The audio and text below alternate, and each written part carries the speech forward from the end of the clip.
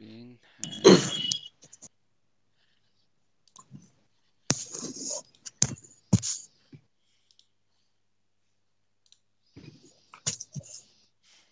Okay. क्या मेरी screen visible है आपको? Yeah, is that visible? Okay, great. So आज हमारी क्लास 7 है एक्सेल की, और इस क्लास के जो टॉपिक्स होंगे वो हैं pivots, table and use for data analysis and lookups. तो सबसे पहले हम लुकअप ही स्टार्ट करते हैं, जैसा कि हमने लास्ट कंफर्म किया था। सबसे पहले हम लोग स्टार्ट करेंगे वी लुकअप्स के बारे में, एंड देन हम जाएंगे व्हाट इज एच लुकअप। एक सैंपल डेटा के लिए हम टेबल ऑफ एम्प्लॉय ले लेते हैं, Hmm. एंड जिसमें नेम है, there is employee ID, there is salary and there zip code and city. Roshan, Ryan, Sanjay, Sumit, Ajay. ठीक है, 1 2 3 4 5 6, and then salary is 80 and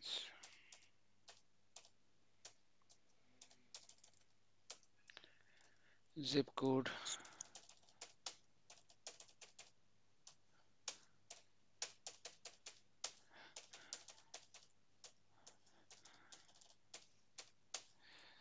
and city Delhi, Delhi,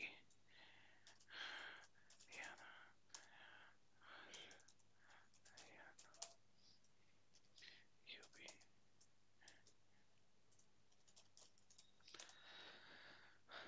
okay, I think good है। सो हम lookups लगाएंगे यहाँ पर, और लुकअप के लिए हम कुछ भी आइडेंटिफायर दे सकते हैं।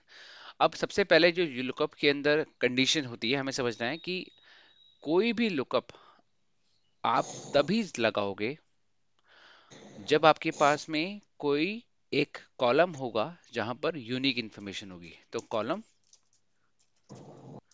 With unique cell. अब मैंने ऐसा बोला यूनिक सेल, तो यहाँ पर अभी फिलहाल के लिए मेरे पास रोशन है, रायन है, संजय है, सुमित है, and these are totally different names. अगर मैं Hmm.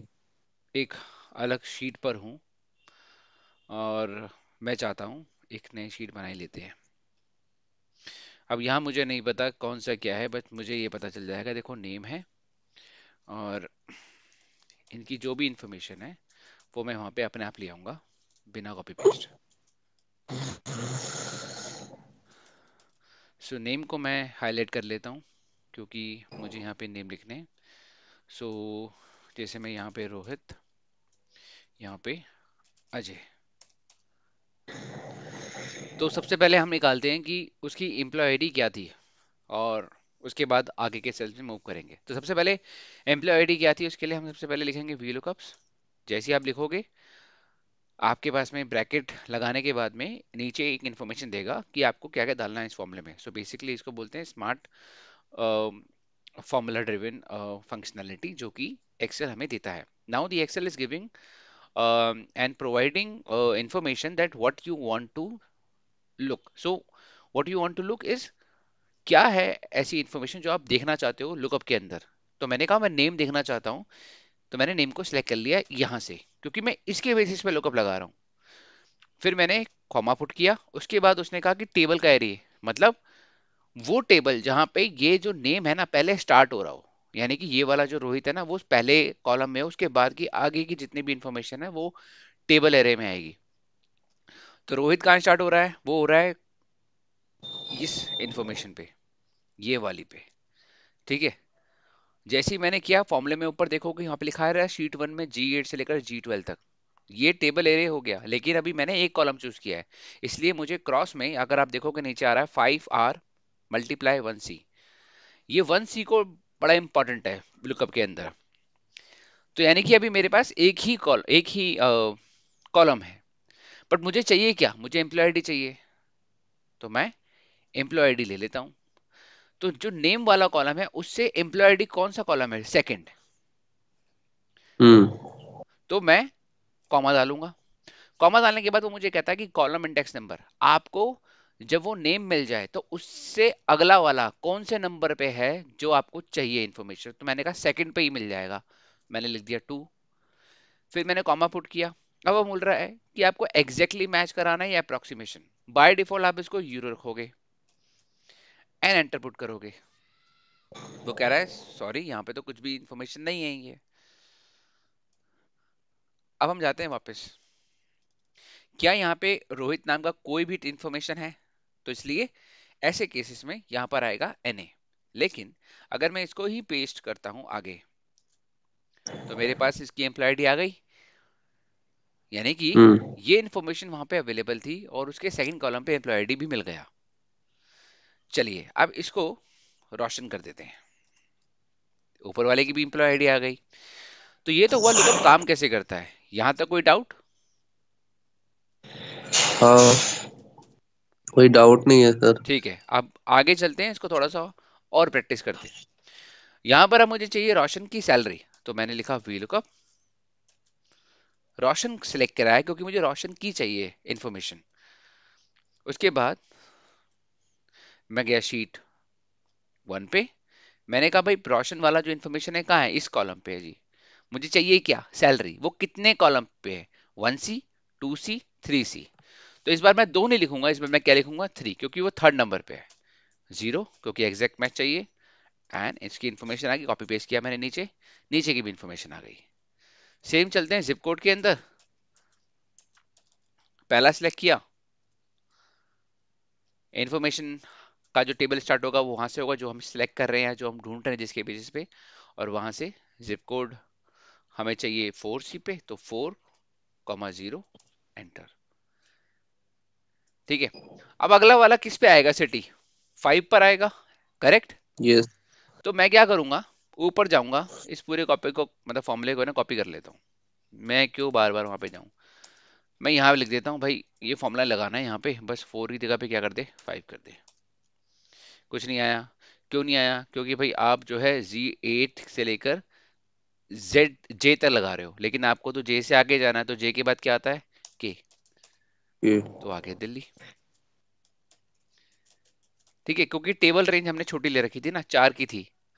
अब ये जो मैंने बताया ना बड़ा बेसिक लेवल बताया, जो फ्रेशर लोग अप्लाई करते हैं लुकअप्स को। अभी मैंने सिर्फ बताया फंक्शनैलिटी।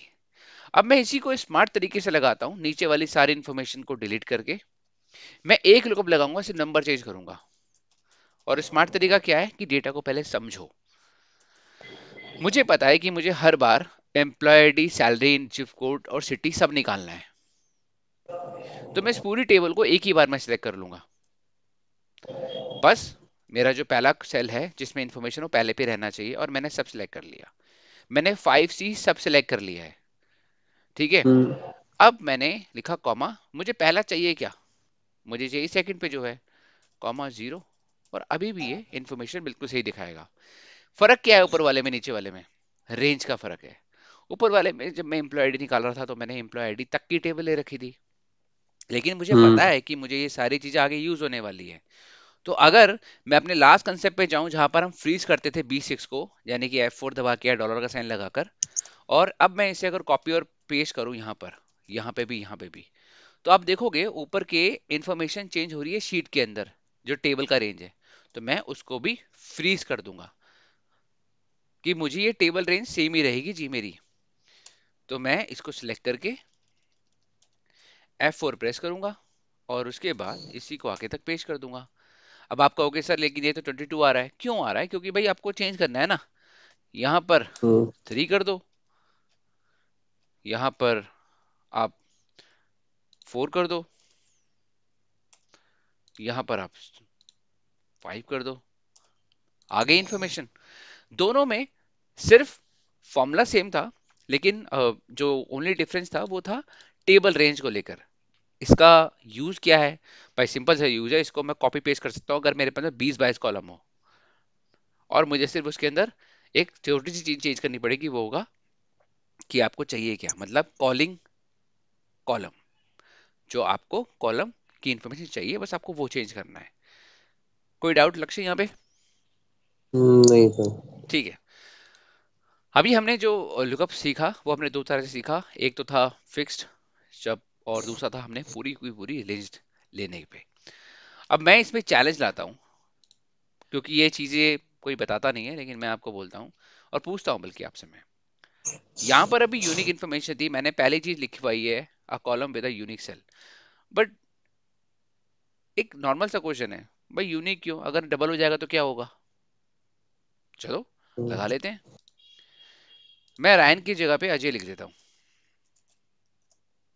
मैं पीछे नहीं जाता फॉर्मूले पे, मुझे बताओ पीछे जो अजय की वैल्यू आ रही थी, अब वो 212 दिखाएगा एम्प्लॉय आईडी में या 456 दिखाएगा? क्योंकि उसे तो दोनों दिखाया। दोनों दिखाएगा। कभी भी नहीं होगा हम्म, ऐसा, वो 456 दिखाएगा। अब मैं बताता हूँ ऐसा क्यों होगा, और इसलिए हम इसको यूनिक वैल्यू में क्यों अप्लाई करते हैं। लुकअप जो होता है वो सीक्वेंशियल ऑर्डर में काम करता है। तो वो सबसे पहले रोशन के साथ जाएगा, कहेगा नहीं मिला, आगे जाएगा, अजय मिल गया, आ जाएगा। वो आगे जाएगा ही नहीं। समझ ओके। में आया? तो कभी भी ये हम्म क्वेश्चन बहुत बहुत बहुत रेयर है, लेकिन बहुत जो स्मार्ट लोग होते हैं ना जब इंटरव्यू लेते हैं तब वो ये क्वेश्चन पूछते हैं लुकअप पे। तो आपको याद रखना है कि लुकअप यूनिक वैल्यू पे लगाया जाता है, ये बात ठीक है, लेकिन अगर आपने पास मल्टीपल वैल्यूज हैं तो सबसे पहली वैल्यू जो ठीक होगी वो पकड़ के दे देगा आपको। यानी कि जहां पर आपकी रिक्वायरमेंट मैट हो रही होगी, जहां पे आपके फॉर्मूले की फंक्शनैलिटी ट्रू हो जाएगी, वहां पर वो आपको वैल्यू देगा। समझ में आया? जी सर। ये और एक सर जैसे इंपॉर्टेंट कि मुझे पॉइंट। दोनों हाँ हाँ। अजय का चाहिए दूसरी शीट में, उन दैट केस हमें क्या करना चाहिए? क्या चाहिए आपको?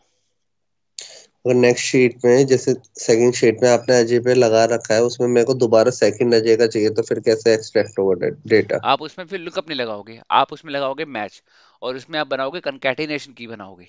देखो सेम वैल्यू है तो लुकअप लगाने का फायदा क्या हुआ? अच्छा।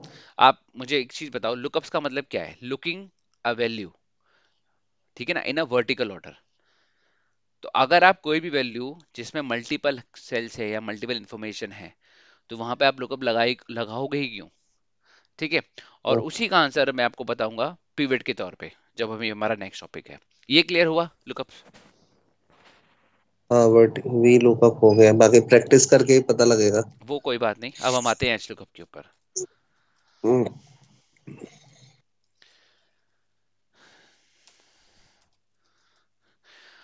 अब ये तो था वर्टिकल, ऊपर से नीचे आते समय रोज, ठीक है। लेकिन अगर हमने अटेंडेंस डेटाबेस देखा हो, तो यहाँ पर मैं डेट लिख देता हूँ, 2 जन, और 2 जन से वह एक पर्सन है रोशन, एक है रायन, और इसकी वैल्यू है पी, पी, ए, पी, ए, ए, पी, पी। अब यहाँ पर डेटा ऐसा है कि मैं नाम से नहीं, मेरे को चाहिए कि भाई उस डेट पे वो बंदा प्रेजेंट था कि नहीं था। 4 जनवरी को बताओ वो प्रेजेंट था कि नहीं था।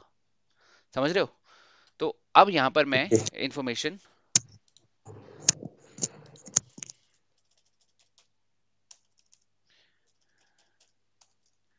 अब आते हैं एच लुकअप पे।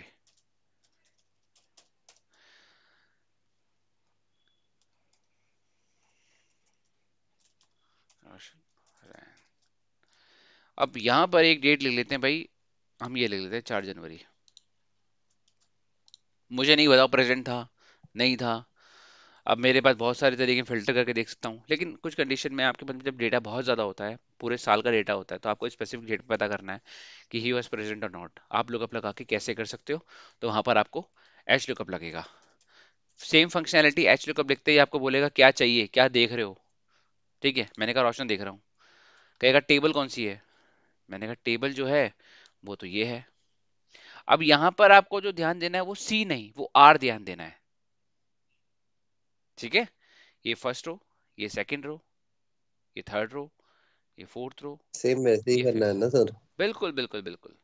ठीक है, ओके। Comma 4 comma 0। ठीक है, क्या मिसप्लेस किया मैंने,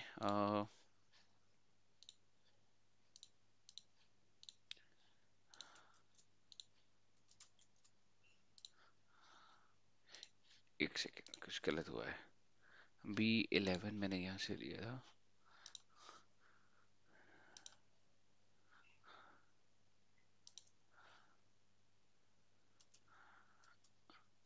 ओके ओके, यहाँ पे हमने,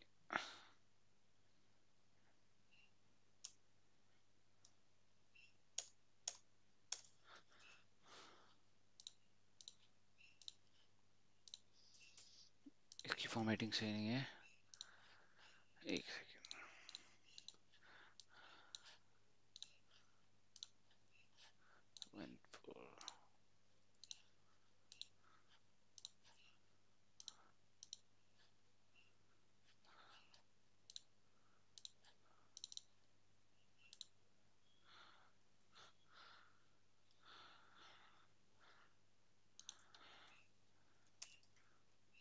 ओके, ठीक है।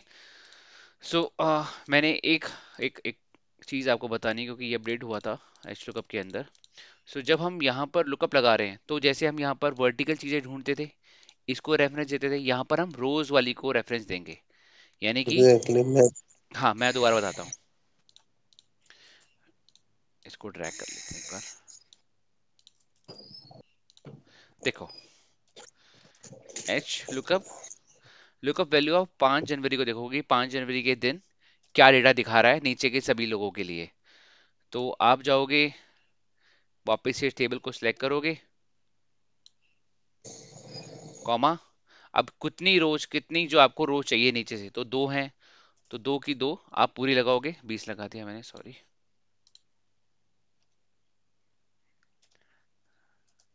ठीक है, तो इस तरह से आपको इंफॉर्मेशन मिलेगी कि वो एब्सेंट था या प्रेजेंट था, रोशन कैसा था और एन कैसा था।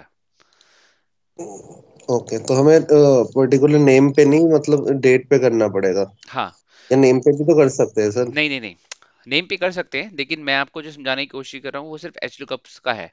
तो जब आपको डेटा इस तरह से दे रखा है, ठीक है, हम्म। तब आप एच लुकअप यूज करोगे। लेकिन डेटा अगर आपको इस तरह से दे रखा है या इस तरह से आपको फाइंड करना है, दोनों तरीके से देखो, अगर आपको डेटा दे भी इस तरीके से रखा है और आपको फाइंड भी इसी तरह से करना है कि पहले वाले का ढूंढना है, सेकंड वाले का ढूंढना है, तब आप वी लुकअप हम्म। लगाओगे। लेकिन आपको डेटा अगर इस रेंज में ढूंढना है कि 4 फरवरी को हम्म। क्या था, मोस्टली अटेंडेंस डेटा ही इस तरह से होता है, ठीक है ना, हम्म। तो अब आप लगाओगे एच लुकअप, क्योंकि आप हॉरिजॉन्टल वाइज चेक कर रहे हो। तो समझ में आया? हॉरिजेंटल वाइज तो रोहन का डेटा चाहिए, तो रोहन का भी तो नेम लिखा है, हॉरिजेंटल एपी। हाँ, लेकिन देखो रोहन का जो डेटा है ना, वो हॉरिजॉन्टल है डेट के अकॉर्डिंग। यहाँ पर जो ओके। डेटा है वो नेम के अकॉर्डिंग है। समझ में आया मेरी बात? Hmm. This is the only difference. Now जब मैं इसका एग्जांपल आपको टेस्ट के लिए दूंगा तो उसमें और क्लियर हो जाएगा। अभी मेरे पास तो मैंने बनाया है ना एकदम से एग्जांपल। ठीक ओके। है, आगे बढ़े। Yes sir. अब हम पिवट्स पे आते हैं, मैं यही डेटा यूज कर सकता हूँ।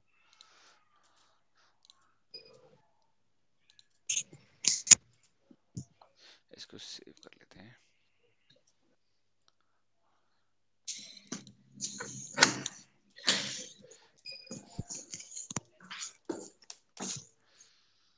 ठीक है, तो यार देखो, पिवट का सबसे पहला रूल है कि आपके पास जो भी डेटा है, जो भी टेबल्स है, जो भी रो है, उसको आपको पहले तो खुद को समझ में आना चाहिए कि उसमें क्या है। जैसे इसमें अल्फाबेट्स हैं, इसमें नंबर हैं, इसमें भी नंबर्स हैं, इसमें भी नंबर है, और इसमें फिर से अल्फाबेट्स है। सेकंड, वो डेटा क्या है, कह रहा है, ये नेम्स है, ये एम्प्लॉय आईडी है, ये सैलरी है, ये जिप कोड्स हैं और ये सिटी है। तो जब भी मैं पिवट लगाऊंगा तो मेरे पास ये इन्फॉर्मेशन दिखाएगा कि मेरी इन्फॉर्मेशन, फॉर एग्जांपल सैलरी वाला कॉलम कौन सा है। हो सकता है यहाँ तो मैंने सैलरी लिखा हुआ है, लेकिन हो सकता है यहाँ पे अमाउंट लिखा हो, जैसे कि AMT लिखा हो। तो मुझे पता होना चाहिए वो अमाउंट में क्या है, वो सैलरी है। तो अगर आपको डेटा की अंडरस्टैंडिंग है तो आपके लिए पिवट इजी है, लेकिन अगर आपको डेटा की अंडरस्टैंडिंग नहीं है तो पिवट आपके लिए बहुत मुश्किल होने वाला है। तो इसके लिए करना क्या होता है, सिंपल सा, आप home, insert, pivot table and pivot from table और रेंज। मैंने ऑलरेडी सिलेक्ट किया हुआ था, अगर मान लो मैंने सिलेक्ट नहीं भी किया था तो यहाँ पर टेबल रेंज में जाओगे और उसको बताओगे जी मेरी ये टेबल है। उसके बाद आपको दो ऑप्शन आता है, कहाँ लगाना है पिवट टेबल, न्यू पे लगाना है या एग्जिस्ट पे। बाय डिफॉल्ट आपको वो न्यू शीट बना के दे देगा, लेकिन अगर मुझे एग्जिस्टिंग पे बनाना है तो मैं बताऊंगा किस लोकेशन में। भाई मैं कहता हूँ मुझे यहाँ दिखा दे। ओके किया। अब ओके करने पर मेरे पास एक छोटी सी विंडो आती है जिसमें मुझे पिवट टेबल के फील्ड्स लिखे हुए हैं, which is the name, employee ID, जो भी हमारे पास में कॉलम्स थे। ठीक है। उसके बाद there are like 4 option. First one is filter, second is column, third is row and the final is values. Filter is something that you want to filter, जैसे हमने फिल्टर्स पढ़े भी हैं। कॉलम और रोज सिंपल सा है कि कॉलम में आप क्या देखना चाहते हो, रोज में क्या देखना चाहते हो। और वैल्यूज इज समथिंग लाइक कि आपको कुछ का ऐड करना है, सबमिशन करना है, टोटल करना है, मैक्सिमम निकालना है, मिनिमम निकालना है। ठीक है, यहां तक कोई डाउट? नहीं सर। अब हम क्या करते हैं, मैं यही डेटा है बट नेम्स को मैं डालता हूं रोज के अंदर। तो देखो नेम्स दिखने चालू हो गए, लेकिन अमाउंट मैं कॉलम में डाल सकता हूं क्या? बिल्कुल डाल सकता हूं, बट जैसा मैंने पहली चीज कही थी, अगर आपको डेटा की अंडरस्टैंडिंग नहीं है तो पीवर्ड आपके लिए बहुत मुश्किल होने वाला है। अब जो पीवर्ड लग रहा है उसकी कुछ मीनिंग नहीं निकल के आ रहा है। ठीक है ना, इट्स समथिंग लाइक कि बहुत रॉन्ग पैटर्न पिवट है। सो मैं अमाउंट को डाल देता हूँ वैल्यूज पे। चलो ठीक है, लेकिन आप कहोगे सर इसमें क्या फर्क हो गया, ये तो हमें यहाँ पे भी दिख रहा है। करेक्ट है लक्ष्य? Yes sir. लेकिन पिवट हमारे लिए इससे ऊपर है। जैसे कि मैंने कहा डेटा अंडरस्टैंडिंग के ऊपर मैं नेम को नहीं सिलेक्ट करता। अब मैं एज अ मैनेजर देखता हूँ कि भाई मेरे पास किस सिटी के बच्चे ज्यादा सैलरी उठा रहे हैं या कौन सी सिटी में मेरा पैसा ज्यादा जा रहा है। आंसर आ गया। दिल्ली में जो बंदे या जो मेरे पास एम्प्लॉय हैं they are getting more amount from my company. ये बात समझ में आई? Yes sir. Okay. Now sir एक क्वेश्चन था, एक बात बताइए, नेम और अमाउंट, नेम और सिटी, फॉर एग्जांपल हम रो में ही क्यों पुट कर रहे हैं, तो फिल्टर में भी पुट हो सकती है। बिल्कुल पिट हो सकती है, मैंने जब वही तो कहा। ये आपके ऊपर है। अब फॉर एग्जांपल आपका ही वाला जो है डाउट पकड़ लेते हैं। अब ये सिटी है, मैं इसको फिल्टर में भी डाल देता हूँ। ठीक है। एंड यहाँ पे मैं नेम लिख देता हूँ। अब भाई फिल्टर आया तो फिल्टर में मुझे फिल्टर करना पड़ेगा कि भाई दिल्ली दिल्ली के बताओ। ये लो जी दिल्ली के आ गए। समझ में आया? तो ये जो चीज होती है इसको बोलते हैं फिल्टर। इसमें आप मल्टीपल भी सिलेक्ट कर सकते हो। Okay okay okay. ठीक है। तो अब कॉलम समझ में आ गया, रो समझ में आ गया, फिल्टर समझ में आ गया। ये the last thing is values. अब यहाँ देखो सम है, इसमें बहुत सारे ऑप्शन है, लेकिन हमारे लिए सबसे मेन क्या है, वैल्यू फील्ड। क्योंकि और बाकी कुछ कर नहीं रहे हैं, बस मूव कर रहे हैं रो लेवल को, ठीक है ना, कॉलम लेवल को, या फील्ड ही हटाने के लिए बोल रहे हैं, जैसे कि मैंने हटा दी तो ऐसा कोई दिक्कत नहीं है। लेकिन जो सबसे मेन है ना वो यहाँ पर आता है वैल्यू फील्ड सेटिंग। इसमें आपके पास में ना ऑप्शंस है कि भाई आपको सम दिखाना है, काउंट दिखाना है, एवरेज दिखाना है, वो आपकी अंडरस्टैंडिंग है। जैसे कि डेटा अभी मुझे सम का ही कह रहा है, लेकिन काउंट में दिखाना है तो मैं काउंट भी दिखा सकता हूँ। केस जैसे अजय जो है 2 बार आ रहा है, रोशन 1 बार आ रहा है, संजय 1 बार आ रहा है। समझ में आया? तो अमाउंट उसका कैलकुलेट कर रहा है कि ये इसका अमाउंट कितनी बार आ रहा है। अगर सर मल्टीपल वैल्यूज होती है, फॉर एग्जांपल जैसे जब बड़ा डेटा होता है हम्म। तो उसकी वैल्यूज भी बहुत ज्यादा होती है, हम्म। बिल्कुल होती है। कि ई सेक्शन में भी दे रखा है, एफ में भी दे रखा है, जी में भी दे रखा है, उन दैट केस। उन दैट केस आपको मैंने कहा ना, सबसे पहली चीज की रिक्वायरमेंट क्या है। आपको डेटा समझ में ओके। आ रहा है कि डेटा क्या कह रहा है। अभी मैंने इसी डेटा को जब मैं बड़ा कर दूं और मैं बोलूं कि एक अमाउंट तो सैलरी का अमाउंट है, एक अमाउंट इसके पीएफ का अमाउंट है, एक अमाउंट इसके यस। टैक्स का अमाउंट है, तीन अमाउंट के तीन जी। कॉलम है। ठीक है। और जब आप उसको फिल्टर में देखोगे तो आपको समझ में नहीं आएगा कौन सा अमाउंट कहाँ पर आ रहा है। क्योंकि एक तो प्रॉब्लम ये होती है कि उनके नेम जो होते हैं ना पूरे दिखाते नहीं है। यहाँ तो दिखाएगा, यहाँ नहीं दिखाएगा। जैसे जी। सम ऑफ अमाउंट माइनस टैक्सेशन आ रहा होगा लिखा हुआ। तो वो आपको हम्म। पहले तो डेटा समझ में आना चाहिए कि डेटा क्या क्या है, डेटा के कॉलम्स क्या है।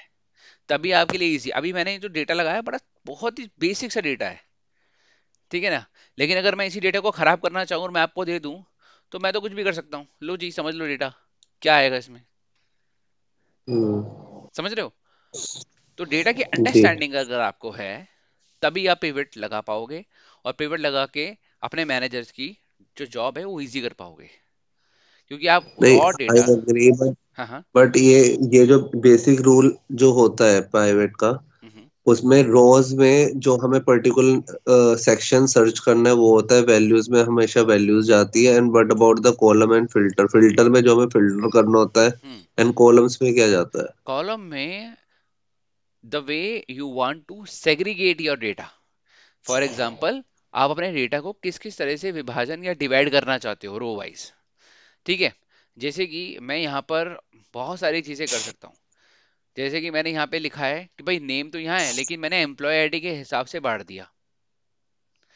ठीक है ना। जैसे कि अजय देखो, अजय की जो अजय जिसकी आईडी एम्प्लॉय आईडी 222 है उसकी सैलरी इतनी है। और एक अजय है जिसकी 456 एम्प्लॉय आईडी उसकी सैलरी इतनी है। और इन दोनों का मिला के ये जो अजय नाम के लड़के हैं ना ये लड़के जा रहे हैं 65,000। समझ में आ रहा है ये चीज। जी। तो दिस इज द वे। मतलब ये कोई यूनिवर्सल लॉ नहीं है कि इस डेटा को इसी तरीके से दिखाना चाहिए। मैंने पहली चीज इसलिए कही। यूनिवर्सल लॉ तो ये है कि डेटा आपका किस तरह से है और आपको दिखाना क्या है। दो क्वेश्चन होते हैं, पहला what is data and second it how you want to show it. और how you want to show it is something जो मैनेजर आपको बोलेगा या कोई क्वेश्चन होगा या कोई रिपोर्ट आपके मांगेगा कि भाई मुझे जो है नेम वाइज डेटा निकाल के दो, मुझे जो है सिटी वाइज डेटा निकाल के दो, मुझे जो है जियोग्राफी निकाल के दो, मुझे जिप कोड वाइज निकाल के दो। तो अभी मैं इसमें जिप कोड लगा देता हूँ, नेम हटा देता हूँ तो जिप कोड वाइज आ गया। मैं एम्प्लॉय आईडी हटा देता हूँ और लो जिप कोड वाला सिंपल डेटा आ गया। है ना। तो इस तरीके से हम इस डेटा को मल्टीपल वेज में, और जब तक आप इसको प्रैक्टिस नहीं करोगे ना ये उतना ही दूर भागेगा आपसे। तो मैंने यहाँ पर आपको समझाया कि पिवट क्या होता है। फिर दूसरा मैंने इसमें समझाया कि डेटा एनालिसिस के लिए हम I mean how we are doing the data analysis. कि जब हम इसके अंदर शिफ्ट कर रहे हैं जिप कोड को कॉलम में या रो में तो डेटा की डेफिनेशन बदल रही है। अभी ये जो है वो एक जिप कोड एनालिसिस है। अभी मैं इसी डेटा को, ठीक है, या यहाँ पे मैं कॉपी कर लेता हूँ, यहाँ पे पेस्ट कर देता हूँ। ठीक है। और मैं बोल देता हूँ नेम वाइज एनालिसिस। अब मैं इसके अंदर कुछ नहीं करूंगा, मैं जिप कोड हटा दूंगा। मैंने बोला नेम वाइज दे दो भाई। तो ये नेम वाइज आ गया मेरे पास एनालिसिस। समझ रहे हो। तो मैंने बस कॉपी किया है उसको और यहाँ पे पेस्ट किया और चेंज कर दिया। ये नेम वाइज है जी, ये जिप कोड वाइज है। अब समझ में आ रहा है मेरा कहने का मतलब कि एनालिसिस किस तरीके का है उस तरीके से आप पिवट में चेंज करते हो। जी सर। कोई डाउट। नहीं, इससे रिलेटेड नहीं है कोई डाउट। ठीक है। अभी हम कुछ क्वेश्चनरी प्रिपेयर करते हैं क्योंकि ये होने वाला है थोड़ा सा मेजर। और मैं चाहूंगा इसको थोड़ा सा आप थरोली अंडरस्टैंड भी करो। मैंने एक डेटा सेट आपको पहले भी दिया था। लेट मी चेक मेरे पास होगा तो असेसमेंट था वैलिडेशंस। ये वाला चल जाएगा डेटा। ओके। परफॉर्म लुकअप्स,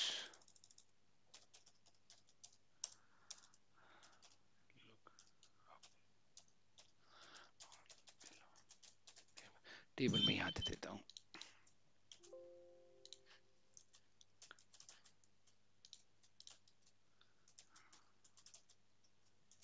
ठीक है, यहाँ प्राइमरी की भरी हुई है तो हमें कोई दिक्कत है नहीं इसमें। और ठीक है, तो यहाँ पे है प्राइमरी की लिख देते हैं। और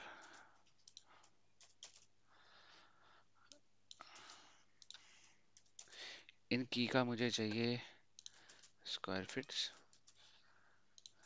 नेबर,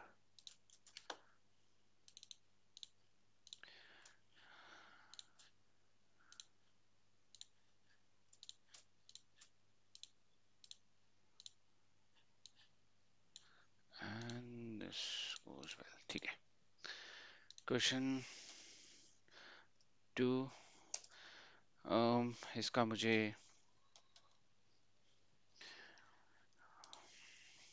परफॉर्म, और मैं इसलिए आपके सामने एक क्वेश्चन लिखता हूँ ताकि अगर आपको कोई डाउट हो कि क्वेश्चन समझ में नहीं आ रहा है तो आप मुझसे पूछ सकते हो उसी समय। एंड परफॉर्म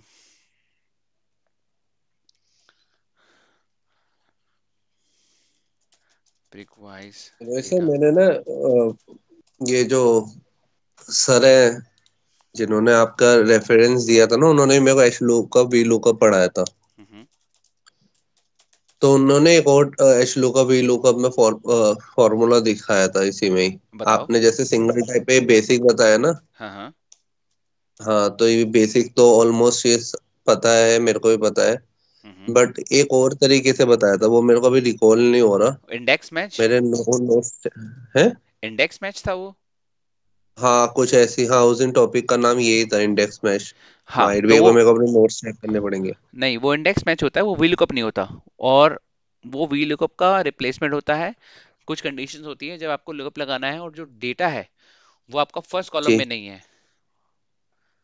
हाँ कुछ ठीक है, ऐसी था, वो मेरे को ना नोट्स चेक करने पड़ेंगे कोई अभी। नहीं, हमारी जो नेक्स्ट क्लास होगी ना, मैं उसके अंदर आपको एक एग्जांपल जी। भी दिखा दूंगा उसका। डोंट वरी, ऐसे क्वेश्चन लाते हो ना तो मुझे अच्छा लगता है कि आपको कुछ है नॉलेज जो आपको पूछनी है।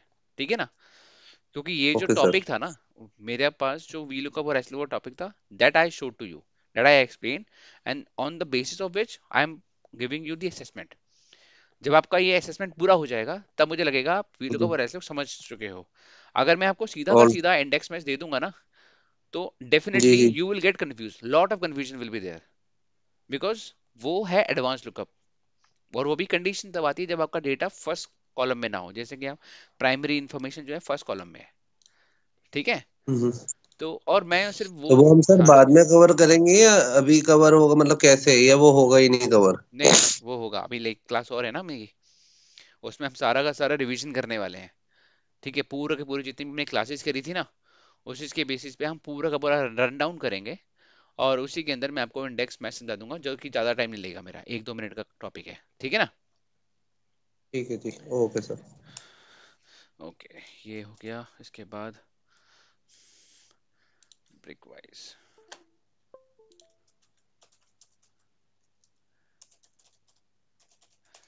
और ये हो गया प्राइस वाइज।